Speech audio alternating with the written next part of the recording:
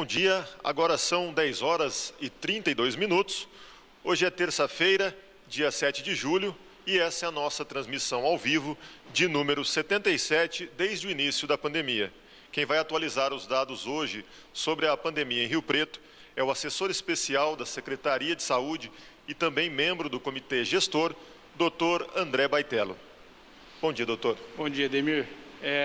Então, começando a apresentação dos dados do dia 7 de julho, atualmente nós estamos com 27.636 pacientes notificados. Desses notificados foram testados 69,5% de coleta de exames e desses 3.479 foram positivos para a Covid, confirmaram o diagnóstico. Dessa população de pacientes confirmados, nós tivemos então 106 óbitos, ontem a gente contabilizava 104 óbitos, dando um percentual de 3,04%. A gente quer aqui, pela Secretaria, se solidarizar com as famílias aí, das pessoas que estão perdendo seus entes queridos e que esse número, infelizmente, tende a aumentar nessas próximas semanas, né? Mas a gente tem também 2.171 pessoas consideradas recuperadas pela monitorização da Secretaria Municipal de Saúde. Sendo que nós temos hoje 656 profissionais de saúde, cerca de 19%, né? 19% então dessa população de pacientes positivos são os profissionais de saúde. E aqui a gente também quer fazer um agradecimento a todos os profissionais que conseguem dar o máximo de si aí nesse difícil momento que a gente está atravessando. Eu gostaria de ressaltar que o município de Rio Preto, graças ao esforço de toda a nossa comunidade de profissionais de saúde, tem um dos menores índices do Brasil de mortalidade. Esse índice de 3%, nós vamos mostrar daqui a pouco, é bem melhor que índice do estado de São Paulo e de vários municípios do Brasil. E quanto à síndrome respiratória aguda grave, que são os pacientes que necessitam de internação hospitalar, hoje a gente tem 17% do grupo total de pacientes confirmados, né? Como o número vem aumentando, o número total, o número de pacientes que necessitam de internação continua aumentando e a gente sabe que esse fator é um fator determinante da nossa condição de atendimento no sistema de saúde local e regional. O coeficiente de incidência de casos novos, então, registrados no município de Rio Preto, nesse momento aí da nossa epidemia, é de 755 casos por 100 mil habitantes. Quando a gente, então, faz uma comparação dos nossos dados com os dados do estado de São Paulo, do Brasil e até de todas as regiões do mundo, então aqui a gente observa que a nossa letalidade, que gira ao redor de 3%, é menor do que a letalidade da maioria dos locais quando a gente analisa, tanto de São Paulo, que é 5%, quanto do Brasil, que está em torno de 4%, e a letalidade do mundo de 4,7%.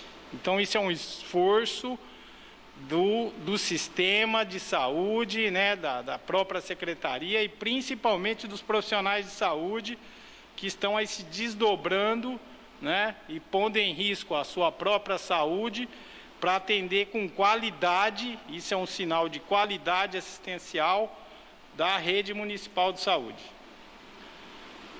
Quanto aos casos novos de Covid, nas últimas horas, nós estamos percebendo claramente um aumento nas unidades respiratórias, nas UPAs, dos quadros de síndrome gripal leve nos últimos dias. Então, alerta para a população, nós estamos percebendo claramente um aumento do número de casos, né? Então, isso é um alerta, a situação pode piorar, porque essa doença tem um fenômeno explosivo na questão do contato. Então, quanto mais contato, mais doentes nós vamos ter, né? Então, no dia 6, nós tivemos 546 notificações, enquanto no dia 5 tivemos 234. E nas últimas 24 horas foram 48 casos novos e 26 pacientes necessitaram de internação, tiveram ISRAG, né? Foram notificados como síndrome respiratória nos hospitais da cidade. Aqui no gráfico de casos acumulados, né, a gente observa ainda uma tendência de inclinação dessa curva, de uma tendência de verticalização, ou seja, o número de casos novos continua numa tendência de ascensão. Pode passar, Amanda. Quanto aos casos de síndrome respiratória, e aqui a gente vê a situação do sistema de saúde, nós temos atualmente 1.615 casos acumulados até o momento. E nos últimos 14 dias, 388, que representa cerca de 1/4 de todos os casos atendidos nos últimos 15 dias. E o que é mais importante nós temos hoje 228 pacientes internados, sendo 82 em UTI e 146 em enfermaria. Lembrando que os pacientes que apresentam os quadros de síndrome respiratória aguda grave, que vão para a terapia intensiva, vão para a unidade de terapia intensiva, o CTI, tem um índice alto de mortalidade, uma doença que se acompanha nesse grupo aí de pacientes de UTI, de um índice alto de mortalidade, o que nos preocupa muito, porque a gente já percebe que o nosso número de óbitos vai continuar aumentando. Quanto à questão da testagem, né, nós tivemos uma deliberação CIB, que é a deliberação da Secretaria Estadual de Saúde, ampliando a testagem em todo o estado de São Paulo. E, a partir de quarta-feira, a gente vai testar a população sintomática, fazendo os exames do PCR, que é o exame do suave nasal e orofaríngeo. Tá? Então, é aquele cotonete, né, que coloca no nariz, vai ser ampliado com critérios, né? Nós precisamos ter critérios. E é importante aqui que as pessoas que tiverem o teste positivo devem cumprir o afastamento de 14 dias. Essas pessoas, elas transmitem a doença, têm uma capacidade grande de transmitir a doença para outras pessoas. E aqui é importante que todas as pessoas que estiverem com atestado médico por PCR positivo devem cumprir a quarentena em casa, não devem sair de casa. Isso é importante, tem pessoas que estão positivas e estão saindo de casa, ou seja, estão expondo todos os seus contactantes ao risco. Então, quem tem o exame do PCR positivo, ou seja, o vírus está multiplicando naquela pessoa, ele deve permanecer em casa, né? Isso é importante, pessoal. Se houver alguma denúncia dessas pessoas, elas podem sofrer aí punições, porque existe legislação já prevendo essa conduta aí inadequada. Quanto aos exames sorológicos, que são exames de sangue, tanto pela coleta quanto pela gota de sangue, Essa coleta deve ser feita principalmente após o 14º dia dos sintomas, porque leva um tempo para o nosso sistema imunológico ter os seus níveis de anticorpos, que são as moléculas de defesa do organismo. Então, devem ser colhidos após os 14 dias. O que nós estaremos fazendo na rede pública, pelos exames fornecidos pelo Estado, é o teste rápido da gota de sangue, que serão agendados nas unidades que nós vamos colocar daqui a pouco, em 3 unidades de referência. Os exames sorológicos serão feitos em grupos específicos, como nós estamos vendo ali, trabalhadores de saúde, trabalhadores da segurança pública, motoristas, entregadores de compra, comunicantes domiciliares e pacientes que tiveram sintomas compatíveis com o Covid, mas que o teste do PCR foi inicialmente negativo. Então, esse grupo é que serão os prioritários para a realização do teste rápido. As unidades de referência para a ampliação dessa testagem estão colocadas aí, e os seus telefones. Então, é no Centro de Testagem e Aconselhamento, né, na UBS Central e na UBS do Renascer. Lembrando que esses pacientes deverão fazer com agendamento prévio, né? Então, não deve haver aglomeração nessas unidades. Então, as pessoas ligam nas unidades, nessas 3 unidades, agendam o seu exame e vão no horário recomendado. Não deve chegar nem muito antes, nem muito depois, né? Deve chegar alguns minutos antes para a gente evitar as aglomerações. Então, tudo com agendamento. Nós recebemos 21 mil testes, né, para fazer testagem. Então, nós devemos testar uma população grande aí. Outra questão importante é quanto ao acesso aos resultados dos exames.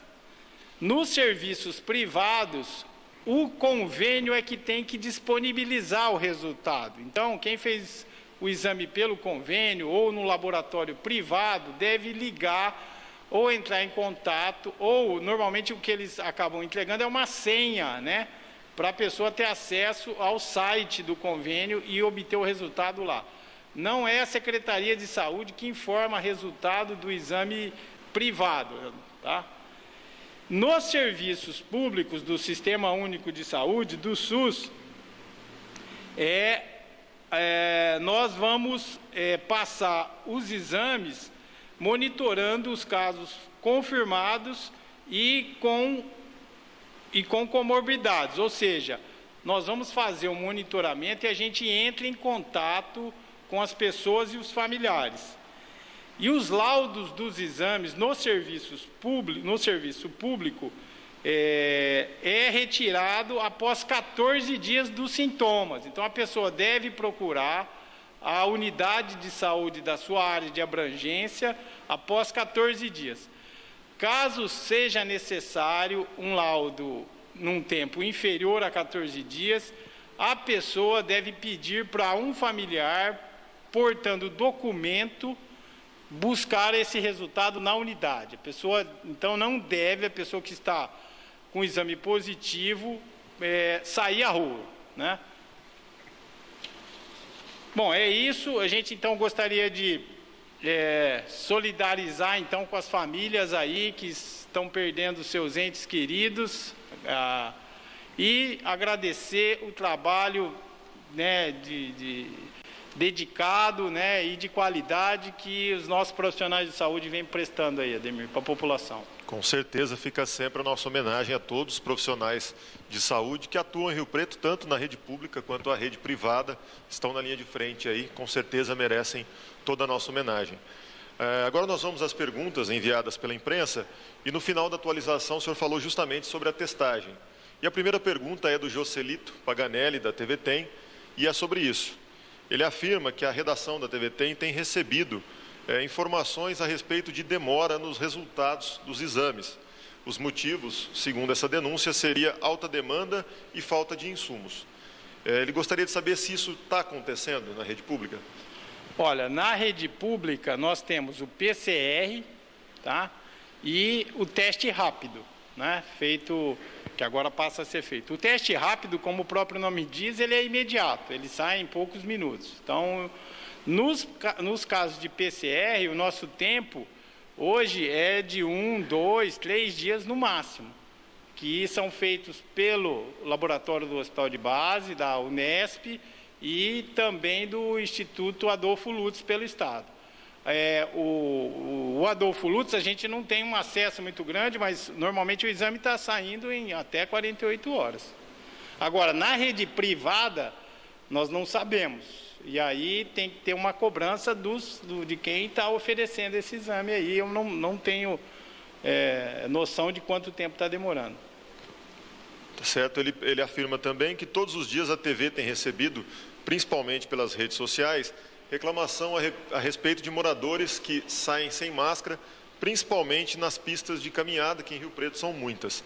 Ele pergunta se a Secretaria vai tomar alguma atitude no sentido de conscientizar essa população.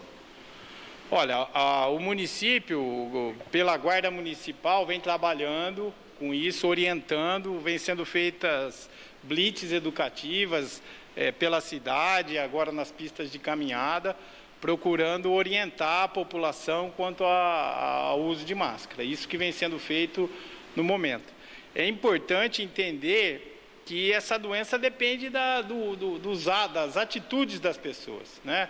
Não adianta nada a gente fazer lockdown, se a atitude das pessoas continua sendo imprudente, pondo em risco a saúde dos seus contatos, né? Então, usar máscara é uma medida que hoje é reconhecidamente preventiva, tanto do contato quanto da prevenção, né?